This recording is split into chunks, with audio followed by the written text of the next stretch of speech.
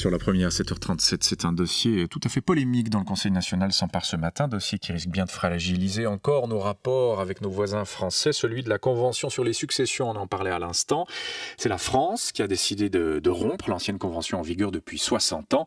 L'accord prévoit de prendre en compte le lieu de résidence de l'héritier et non plus celui du défunt. Des Suisses qui résident en France pourraient donc être imposés par la France sur des biens dont ils héritent en Suisse. Voilà, c'est ça le cadre. Pour en parler ce matin, le plaisir de recevoir un Conseil national qui d'ailleurs termine aujourd'hui sa dernière session complète au Parlement après 18 ans passés dans les travées du Conseil national. C'est vous, Fulvio Pelli, bonjour. Bonjour.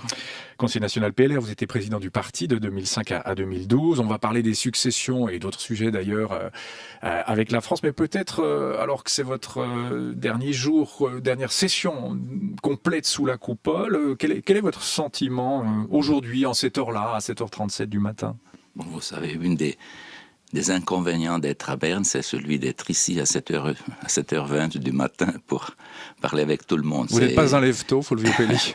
On se lève toujours très tôt, on commence à travailler très tôt et on travaille longuement. Cela n'est pas très connu dans le public, mais en réalité, c'est un métier très dur d'être parlementaire à Berne. Donc un certain soulagement de ne plus en être? Bon, tout simplement un désir de changer un peu de vie, car après 18 ans, on peut imaginer de ne pas devoir se lever chaque matin à 6 heures et pas devoir travailler 9 heures dans le Parlement chaque jour pour entendre beaucoup de discussions dont une partie n'est pas vraiment indispensable. Ouais, vous maniez bien l'euphémisme. Fulvio Pelli, vous avez dit 18 ans, d'ailleurs vous ne pensiez pas faire ça, vous êtes entré en 95. 18 ans c'est trop, vous l'avez même dit à nos confrères de la presse écrite. Il faudrait une règle qui interdise de faire plus de 2-3 mandats, vous pensez à ça? Non, je ne pense pas à des règles. Il y a une conscience individuelle qui doit gérer ce type de problème. Tout simplement, dans mon cas, je suis resté plus longtemps car j'étais le président du parti. Je ne pouvais pas être président du parti sans être au Parlement. Donc j'ai fait peut-être quelques 6-7 ans de plus de ce que j'aurais fait sans cette tâche. Fulvio Pelli, abordons maintenant frontalement un de vos derniers débats sous la coupole, cette convention sur les successions avec la France. La droite et une partie de la gauche d'ailleurs va refuser. Pourquoi au fond quand même, si on regarde vraiment ce que c'est réellement, pourquoi refuser un texte qui permettrait d'améliorer la situation de pas mal de monde? On parle de 187 000 Suisses qui habitent en France, pas de double imposition pour les Vaudois, les Neuchâtelois ou même les Appenzellois qui connaissent déjà un impôt cantonal sur les successions. On raterait une bonne occasion d'améliorer leur sort là, non? Bon, mais écoutez, il y a un problème d'incompatibilité des deux systèmes de taxation, car en Suisse, c'est vrai qu'il existe encore dans quelques cantons des taxations de succession, mais la plupart des cantons, pour les enfants, pour les pères, les mères, ont aboli ce système et donc, dans ce cas-là, une convention contre la double imposition est une convention à faveur de l'imposition en France. En réalité, toute convention prévoit un échange d'informations et donc de signer ce texte, cela signifie de passer des informations de la Suisse à la France pour permettre de taxer, passer officiellement, pour permettre de taxer des gens qui habitent en France depuis un certain temps, avec des taux qui sont aussi incompatibles avec le système suisse, car c'est ça un tout petit peu le problème.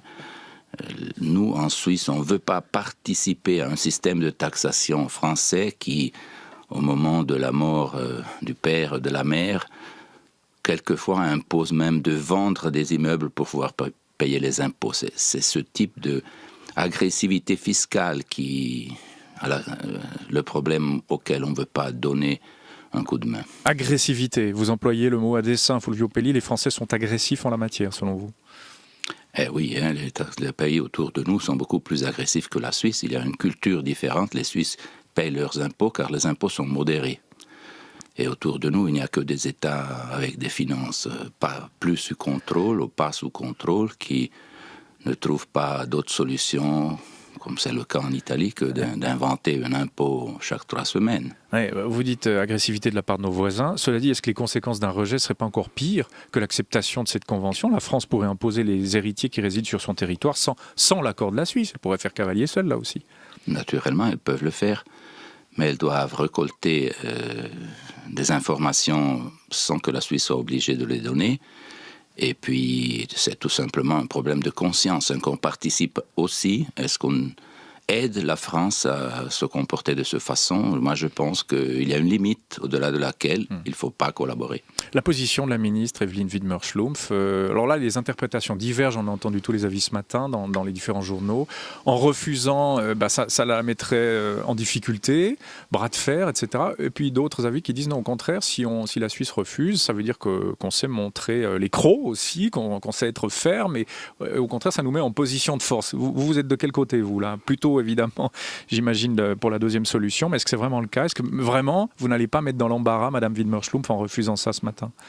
Bon, mais ce n'est pas une question d'embarras d'un ministre, c'est tout un pays qui prend une décision avec le refus de l'accord, c'est un parlement entier. Mais c'est elle qui négocie, en tout cas ses services. Oui, mais elle a négocié ce qu'elle pouvait négocier. Le problème, c'est qu'on ne doit pas entrer en matière dans une négociation de ce type si on n'a pas des contreparties très, très importantes. La France nous a donné pratiquement rien. Vous aimeriez quoi comme contrepartie, Philippe Pelli ? On pourrait commencer à discuter comment on règle le problème des avoirs des Français en Suisse qui sont soumis aussi à de très grandes pressions. On discute avec tous les autres pays d'un système libératoire pour les banques, pour pouvoir repartir dans un système un peu moins parasitaire vis-à-vis des autres États. Mais tout cela, les Français ne discutent pas, ils veulent que taxer.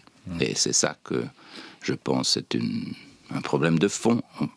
Il ne faut pas faire des accords de ce type et il faut accepter les conséquences de ne pas l'avoir. Vous dites qu'elle a négocié ce qu'elle a pu, Mme Widmer-Schlumpf, elle a mal négocié ?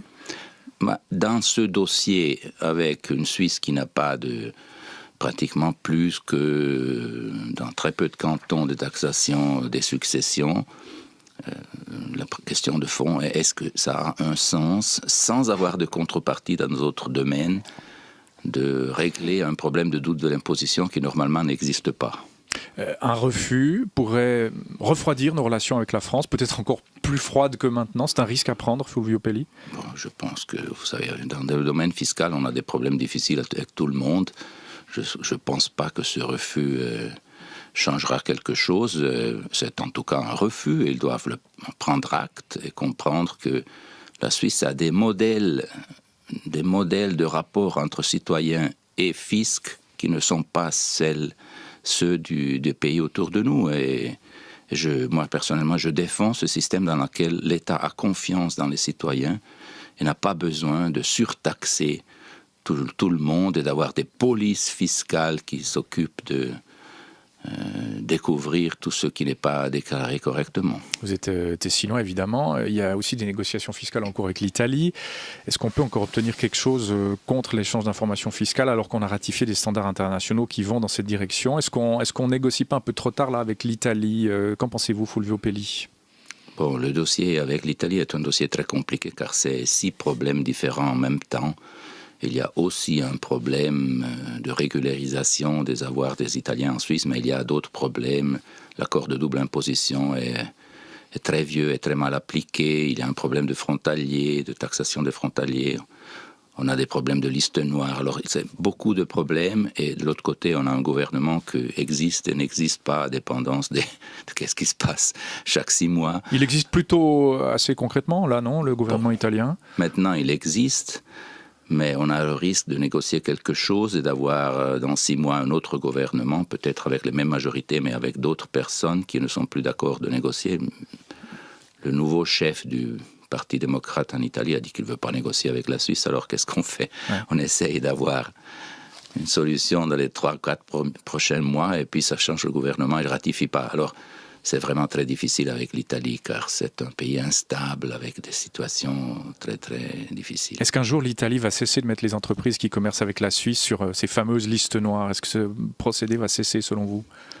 Bon, le problème c'est que ces listes noires souvent ont une bonne raison d'exister. C'était la vieille habitude des Suisses de ne pas donner un échange d'informations fiscales sur demande. Alors, ce système a été changé en Suisse par une décision de 2009, mais on n'arrive pas à la mettre en vigueur avec l'Italie, car on n'arrive pas à traiter l'accord sur la double imposition avec ce pays, car il n'a jamais le gouvernement juste pour le faire. Et donc, on est formellement encore dans une situation de défaut d'information de notre part qu'on pourrait éliminer demain matin, mais si on ne peut pas négocier et on n'arrive pas à signer un nouveau accord contre la double imposition, on reste dans une position d'absence de collaboration. Au fond, donc, il justifie cela, les listes noires, avec cette problématique de type très formel. De plus en plus difficile d'être suisse. Au fond, on est très mal entouré si on vous suit. La France avec un gouvernement agressif, puis l'Italie avec un gouvernement improbable et fantoche. C'est difficile d'être là au milieu. Bon, c'est difficile, mais c'est quand même une position bien meilleure que celle des citoyens des pays qui sont autour de nous, car nous, les politiciens, nous avons ces problèmes, on est tout le temps en litige avec les autres, et puis plus ou moins on arrive à survivre. Dans les autres pays, les gens payent beaucoup plus d'impôts et se trouvent avec des gouvernements qui ne sont pas en mesure de gérer leurs finances et sont surendettés au point qu'ils n'arrivent pas à payer leurs dettes, même pas vers les cantons suisses.